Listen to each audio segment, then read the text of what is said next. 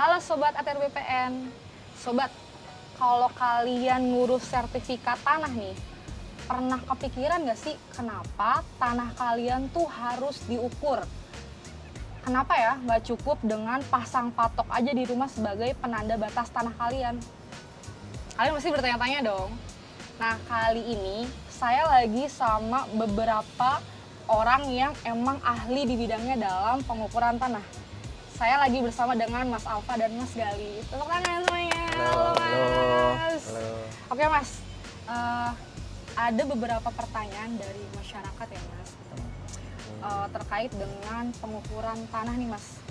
Kenapa sih emang tanah tuh harus diukur? Ada yang bisa jelasin? Oke, mungkin kenapa tanah harus diukur ya? Karena sebenarnya pengukuran tanah ini adalah salah satu tahapan yang kita lalui untuk mendapatkan sertifikat. Jadi sebelum dapat sertifikat itu tanah kita harus diukur supaya tahu posisinya di mana, bentuknya seperti apa, lalu luasnya seperti apa. Nah, ini memang pengukuran tanah ini adalah salah satu tahapan untuk pembuatan sertifikat tadi sebenarnya. Kalau misalnya kita pasang patok aja emang nggak cukup, Mas? Biar kan kayak di rumah nih, atau enggak di satu tanah nih, misal tanah yang kosong gitu ya, ada patoknya kan berarti udah ada tandanya tuh, Mas. Tuh. Itu nggak cukup? Nggak cukup, karena patok itu kan tanda di lapangan ya. Jadi sebagai penanda ya, Mas? Iya, sebagai penanda di lapangan. Jadi kita harus tahu juga dari patok di lapangan itu seperti apa dia posisi koordinatnya di dalam peta. Untuk kita dapat bentuk model 2 dimensinya untuk nanti membuat gambar ukur, membuat peta bidang tanah. Nah, itu posisi patok di lapangan itu perlu kita ukur tuh step-stepnya. Ada ketentuannya gitu nggak, Mas? Kalau misalnya kita memasang patok tuh, patoknya harus kayak gimana tuh, Mas?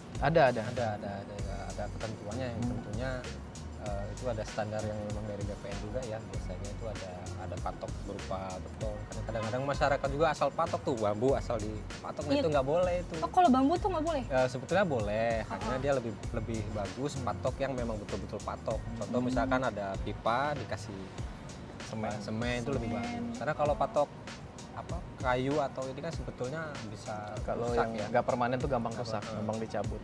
Apalagi untuk jangka waktu yang lama ya. Ya, sebenarnya kalau patok itu kan batas ya di lapangan ya. Tapi sebenarnya esensi dari patok itu sendiri adalah kontradiktor delimitasi. Jadi artinya persetujuan antara tetangga-tetangga bersebelahan kan. Jadi sebelum dipasang patok itu pastikan sama tetangga-tetangga bersebelahan itu sudah setuju bahwa batasnya di situ. Lalu posisinya benar di situ sehingga nanti ketika dilakukan pengukuran tidak ada lagi sengketa batas tuh waktu di lapangan. Karena takutnya kalau di ukuran dari pasang patok ternyata masih ada sengketa batas, kurang ke kiri, kurang ke kanan, nah itu bisa menghambat pada saat pengukurannya. Kalau menurut saya sih secara filosofi ya patok itu adalah bentuk persetujuan batas di lapangan ya. Jadi tadi kalau dibilang patok itu bergeser, ketika tetangga berbatasan terus pemilik bidang tanah itu udah setuju, harusnya patok itu tidak bergeser. Karena kalau bergeser berarti kan belum setuju nih kan. Setuju-setujunya cuma setuju-setujuan ya, bukan setuju beneran. Jadi kalau ketika itu sudah setuju di lapangan, patok itu harusnya tidak akan bergeser dan tidak akan berpindah. Nah, saya ada beberapa case, nggak banyak sih, tapi patok itu berpindah dan ternyata setelah ditelusuri memang mereka belum setuju nih. Jadi memang menurut saya secara filosofis tuh patok tuh ya itu bentuk persetujuan di lapangan. Ketika itu tetap patoknya di situ, mau 100 tahun ke depan nggak bergeser, berarti ya memang di situ batasnya. Nah, berarti patok itu adalah salah satu kewajiban dari si pemilik tanah itu ya. Betul Kalau sekali. tanah nggak dipatok ya Kan- takutnya dicaplok sama orang. Terus itu kan sebagai tanda batas juga Iya, antara betul. bidang tanah. Misal saya punya tanah nih, Mbak punya tanah kan, kalau nggak ada patoknya Iya, jadi bisa repot kan. main hapus robot Nah, aja. itu bahaya kan. Bahaya. Sama kayak Masnya mungkin punya istri atau punya pacar kalau Iya. punya pacar ya kalau Istri, nggak istri. istri. Oh, Iya, punya istri. punya pacar ya kalau nggak langsung dinikahin Nah. dipatok orang kan. Ya, betul. Kenapa sih kita tuh perlu banget peta bidang tanah? Kan kita tahu ada peta bidang tanah keluaran zaman-zaman terdahulu sama zaman-zaman sekarang tuh, Mas. Nah, gimana progres pelaksanaan peta bidang tanah nih, Mas? Ya, jadi sebenarnya peta bidang tanah tuh sebenarnya ya peta ya, maksudnya dalam artian adalah representasi dari bentuk bumi dalam sebuah gambar 2 dimensi ataupun nanti 3 dimensi berupa model ya. Jadi bagaimana sih tadi kita kan udah pasang patok ya di lapangan. Nah, bagaimana kita menggambarkan patok-patok yang sudah dipasang di lapangan itu ke dalam suatu bentuk sehingga nanti setiap orang yang melihat tuh bisa tahu oh ternyata posisinya di situ kan. Kalau secara teknisnya ya peta bidang tanah itu penting tuh buat merepresentasikan patok-patok itu nanti yang akan akhirnya dilakukan delineasi batas-batas bidang tanahnya, sehingga nanti kita kalau punya sertifikat tuh ada tuh di sertifikat kita tuh batas bidang tanahnya, lalu dari batas itu nanti akan menghasilkan luas. Karena kan sertifikat selama ini kan kita berapa luasnya. Nah, jadi sebenarnya itu secara hierarkis itu seperti itu. Jadi patok di lapangan itu lalu digambarkan di dalam gambar ukur, lalu antar patok itu kita bikin garis, sehingga dari garis itu akan membentuk sebuah bidang yang akan bisa kita hitung luasnya. Nah, mungkin seperti itu ya. Jadi secara hierarkis kenapa pentingnya peta bidang. Nanti peta bidang itu sendiri adalah salah satu komponen yang perlu kita bawa ataupun kita miliki sebelum kita nanti memohon sertifikat nanti. Peta bidang tanah itu bukan merupakan tanda bukti hak hanya, jadi peta bidang tanah itu digunakan sebagai acuan untuk penerbitan sertifikat nanti. Ya, untuk jadi pengumuman. Untuk pengumuman. Jadi peta bidang tanah itu kan diperoleh dari data hasil pengukuran yang dimana prosesnya itu kan kita pengukuran di lapangan, nanti data hasil pengukuran itu dituangkan dalam gambar ukur, yang kemudian gambar ukur itu adalah terbitlah peta bidang itu sendiri. Nah, peta bidang itu sendiri itu adalah yang nantinya digunakan untuk menjadi dasar dari penerbitan sertifikat. Gitu, Mbak. Mas, kalau misalnya di lapangan nih Mas, bisa nggak sih tiba-tiba gitu ada nambah luasan gitu waktu kita ngurus sertifikat tanah gitu? Jadi misalnya ini terkait itu tadi ya pertanyaan yang dari zaman dulu sampai zaman sekarang. Ketika zaman dulu kita punya bidang tanah, mungkin kita mengukurnya masih dengan metode yang tersedia di zaman dulu gitu. Misalnya pita ukur ataupun teodolit. Nah di sekarang karena perkembangan zaman, kayak misalnya HP kita pun juga semakin canggih kan. Nah tentu teknologi pemetaan juga semakin canggih, sehingga dimungkinkan adanya perbedaan luas. Karena memang ya zaman dulu dengan metode yang ada di zaman dulu, misalnya luasnya 10, ternyata ketika kita ukur dengan yang lebih teliti sekarang mungkin luasnya 8 atau bisa jadi 11. Nah sebenarnya itu dimungkinkan karena secara metode dan alat ukur juga yang kita gunakan berbeda. Jadi sebetulnya kan nambah luas itu ada dua penjelasan ya. Yang pertama, apabila dia alasannya dia masih girik, lettersi atau jual beli, nah itu masih kita bisa klarifikasi karena kan luasnya belum tertuang di dalam sertifikat. Namun apakah tanah yang sudah bersertifikat bisa berubah lagi luasnya? Nah itu kan perlu ditinjau ulang kembali, Mbak. Jadi misal kayak kita mau beli tanah nih, dari saya mau beli tanah dengan Mas Gali, nah, tapi dasarnya belum sertifikat, dia masih berupa girik. Nah namanya orang dulu kan dia beli tanah kan asal sebut aja kan, saya punya tanah 100 meter. Nah dibuatkanlah itu di dalam surat jual beli 100, tapi pada saat kita proses pengukuran, surveyor datang dan petugas ukur datang, ternyata hasilnya bisa lebih. Nah itu nanti biasanya kita buatkan berita acara. Jadi gitu ya guys ya, jadi nggak tiba-tiba berkurang atau nggak tiba-tiba bertambah, tapi kita mengukur berdasarkan prosedur yang berlaku. Betul. Nah kalau boleh tahu nih Mas, kalau tadi kan Mas bilang dulu kita pakai pakai apa? Pita ukur. Terus teodolit. Nah pengen tahu nih Mas, kan zaman makin berkembang ya Mas ya, semakin canggih nih. Sekarang BPN nih punya alat ukur apa aja sih Mas? Saya bingung nih karena kita punya banyak, takut sombong. Banyak. Gak apa-apa, wajib disombongin. Oke.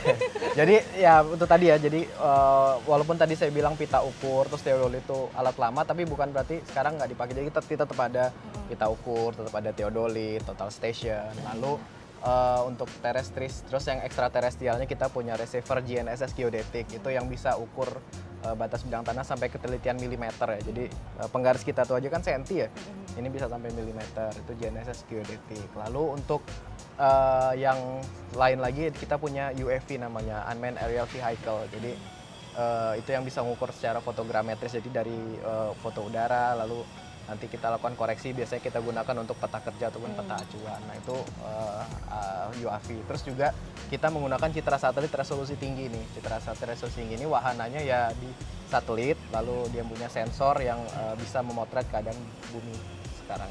Oke Mas, kalau misalnya terkait sama luas tanah Mas, itu cara mengukurnya tuh gimana sih Mas? Waktu kita SD atau SMP belajar kan kalau persegi panjang tuh luasnya panjang kali lebar gitu. Nah ini sebenarnya konsepnya sama, jadi pakai hitungan matematis tuh. Tapi karena bentuk bidang tanah kita tuh nggak persegi panjang persis, jadi bentuk hitungan matematisnya tuh ada sedemikian rupa dengan software, sehingga harapannya nanti akan lebih teliti, bukan harapannya, tapi bisa dipastikan ya lebih teliti lah daripada kita. Ini kan rawan kesalahan manusia.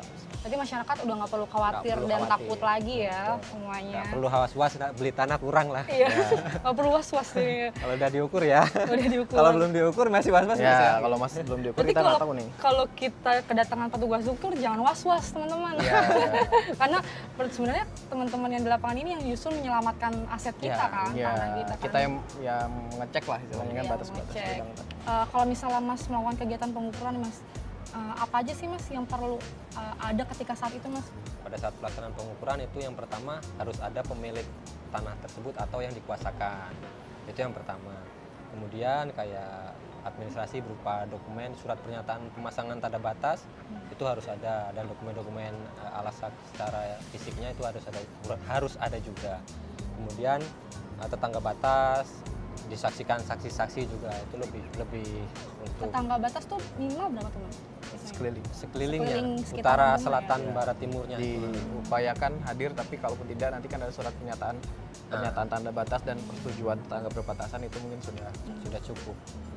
ya intinya kalau di lapangan itu sebenarnya karena kita pekerjaan pengukuran dan pemetaan ini kan beda sama pengukuran pemetaan selain kadastral ya. Jadi kadastral ini ada aspek legalnya. Jadi selain tadi aspek teknis yang harus dipenuhi kayak seperti patok, terus alat ukur yang tersedia, tapi juga kita tidak boleh melupakan aspek administrasi nih kayak tadi yang disampaikan Mas Alfa, ada surat pernyataan pemasangan tanda batas, persetujuan tetangga. Nah, itu yang sedikit membedakan antara pengukuran pemetaan kadastral dengan pengukuran dan pemetaan lainnya gitu. Mas, kalau misalnya dilihat kan kalau Mas Alfa ini kan surveyor berlisensi ya. Ya, Betul. Kalau betul. Mas Dali ini surveyor Pemetaan. pemetaan. Pemetaan. Bedanya apa sih Mas? Ya, jadi sebenarnya kalau surveyor pemetaan di BPN itu sebenarnya ada dua ya. Jadi yang ASN seperti saya ini, dan ada yang Mas Alfa dari Mitra, SKB, mitra, jadi Mitra, surveyor ya. kadaster berlisensi. Nah, memang mengingat pekerjaan BPN ini yang banyak ya, jadi wilayah Indonesia kan luas sekali kan. Jadi dengan petugas ukur ASN yang tersedia ini kan akan menambah waktu lebih lama ya. Jadi kalau dikerjakan kita semua, jadi memang kita membutuhkan kerjasama lah dengan mitra-mitra SKB ini, sehingga pekerjaan tadi yang banyak dan wilayah Indonesia yang luas ini bisa tercakup pemetaannya lengkap gitu. Jadi kalau untuk jadi surveyor berlisensi itu pertama kita harus mendapatkan lisensi dari Kementerian ATR BPN. Jadi kita dapat lisensi dulu nih. Sebelum kita dapat itu kita nggak boleh. Oke, terkait sama surveyor berlisensi tadi ya Mas, itu berapa sih Mas sekarang jumlahnya di satu Indonesia ini? Kalau nggak salah di data terakhir itu sekitar 6458 ya. Jadi terdiri dari surveyor kadaster dan asisten surveyor kadaster. Berarti segitu banyaknya ya Banyak. mitra surveyor berlisensi yang Banyak. turut membantu dalam kegiatan pengukuran ya Mas? Untuk dukanya mungkin kan karena jadi surveyor berlisensi itu sangat beresiko. Oh, begitu? Iya benar. Petugas ukur surveyor berlisensi itu sangat beresiko. Ini jarang kedengeran sama masyarakat ya Mas. Nah, Karena itu. kan kita Jadi- ada salah satu program namanya PTSL nih guys. Jadi Nah. PTSL pendaftaran tanah sistematis lengkap, di mana pemerintah itu mendaftarkan seluruh bidang tanah di Indonesia secara massal dan gratis ya Mas. Betul. Nah, itu tambah pekerjaan buat teman-teman petugas ukur dan Betul. surveyor. Nah, Tapi dukanya juga tuh kan ini ya, wilayah Indonesia tuh kan luas ya, jadi nggak semuanya tuh gedung kayak gini yang bisa dipijaki. Nah, saya pernah juga sering ngukur juga di hutan, di rawa yang rawa. susah, dan mungkin saya pernah 2 kali ketemu binatang buas. Oh di- gitu, apa tuh Mas? Ular kan? Ular, gitu. harimau. Ya, jadi memang perlu persiapan mental juga ya, jadi Fisik juga. surveyor fisik juga. Dan benar kata Mas Alfa tadi, memang ada pertanggungjawaban kita secara legal juga, secara hukum ya, terkait hak produk. Tapi ya semua itu dilakukan ya inilah ya demi terwujudnya tadi Indonesia lengkap, terpetakan lengkap. Karena kan kita nggak bisa milih nih lokasinya, mau yang kota terus mau yang ini, tapi kadang kita harus ke hutan, harus ke rawa. Harus siap. Mental harus siap baja ya, untuk- iya. nggak bisa minyi-minyi ya Mas. Gitu. Mas, ini tuh ada pertanyaan terkait dengan survei kadastral. Itu tuh sebenarnya apa sih Mas? Soalnya awam banget sih sebenarnya survei kadastral itu apa? Survei kadastral sebenarnya ini ya pekerjaan pengukuran pemetaan untuk tujuan kadastral ya. Jadi kadastral itu sendiri kan dari katanya kan kadastral, secara kadaster. Nah, kadaster itu sendiri tuh untuk penggunaan pendaftaran tanah. Jadi survei kadastral itu sebenarnya adalah proses pengukuran pemetaan bidang tanah yang bertujuan untuk pendaftaran tanah nantinya. Nah, yang membedakan sebenarnya survei kadastral ini dengan survei lain, kan kita juga ada tuh pengukuran pemetaan, misalnya rupa bumi atau pengukuran pemetaan Topografi. topografi. Nah, ini adalah perbedaannya adalah ada aspek legal selain aspek teknisnya. Jadi legal itu adalah terkait dengan kepemilikan tanah, terus objeknya itu sendiri adalah bidang tanah yang memiliki pemilik dan berbatasan dengan pihak lain, sehingga diperlukan selain teknis juga aspek administrasi yang penting di sini dalam prosesnya itu. Kalau proses dari awal sampai akhir sih sebenarnya survei kadastral itu mulai dari persiapan tadi, misalnya penyiapan administrasi, alat, terus peta kerja, lalu penyiapan alat itu ya kita menyiapkan alat ukur, dikalibrasi, terus habis itu di lapangan kita melakukan pengukuran titik perapatan, titik kontrol, lalu kita pengukuran hasilnya nanti adalah gambar ukur yang diolah. Setelah gambar ukur lalu kita lakukan pemetaannya pun di peta pendaftaran kita yang sekarang sudah online ya. Peta pendaftaran, terus setelah pemetaan, lalu dokumen-dokumen warkah kepemilikan itu nanti akan dilakukan pengarsipan. Jadi prosesnya kurang lebih seperti itu sih, ya melibatkan aspek teknis dan juga aspek legalnya. Itu lebih ke teknisnya ya teman-teman, terkait dengan survei kadastral ya. Ternyata sepenting itu ya Mas. Karena kalau nggak ada kegiatan pengukuran ya nggak ada sertifikat tanah. Iya nggak sih Mas?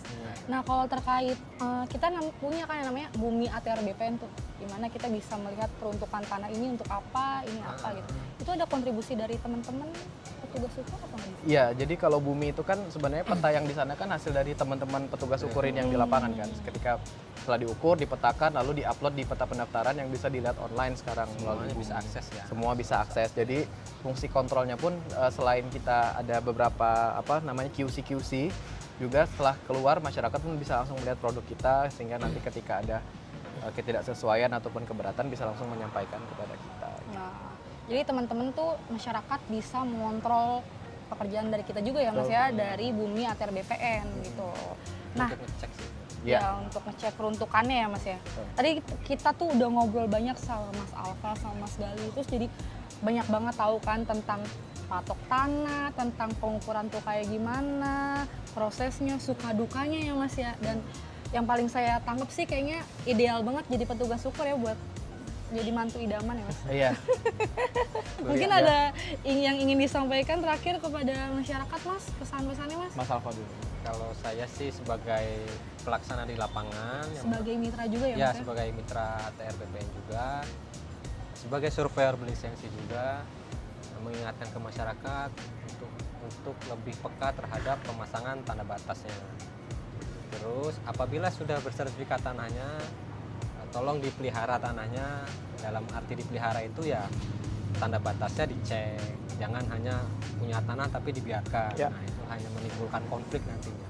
Oke, kalau dari Mas Gali? Kalau dari saya sih bener sih Mbak, jadi memang patok itu harus dijaga, terus ketika sudah nanti misalnya keluar sertifikat, mohon dikuasai secara efektif, karena banyak juga permasalahan timbul karena tidak dikuasai, tanah tidak diusahakan. Nah selain itu juga mohon pada masyarakat untuk mensukseskan kegiatan PTSL ataupun pengukuran bidang tanah, karena jangan takut, maksudnya pengukuran ini adalah nanti akan memberikan kepastian hukum nih buat masyarakat. Jadi kita harapkan bersama-sama lah kita menuju ke kepastian hukum pemilikan bidang tanah, lalu mengurangi sengketa dan nanti bisa mengurangi konflik bidang tanah juga. Intinya tetap jaga batas tanahmu dan ikut turut sukseskan gerakan pemasangan tanda batas atau gema patas. Oke, terima kasih banyak sharing-sharingnya Mas Gali dan Mas Alfa. Jadi teman-teman Sobat ATR BPN, sekian dari kami. Kurang lebihnya mohon maaf. See you di next video selanjutnya.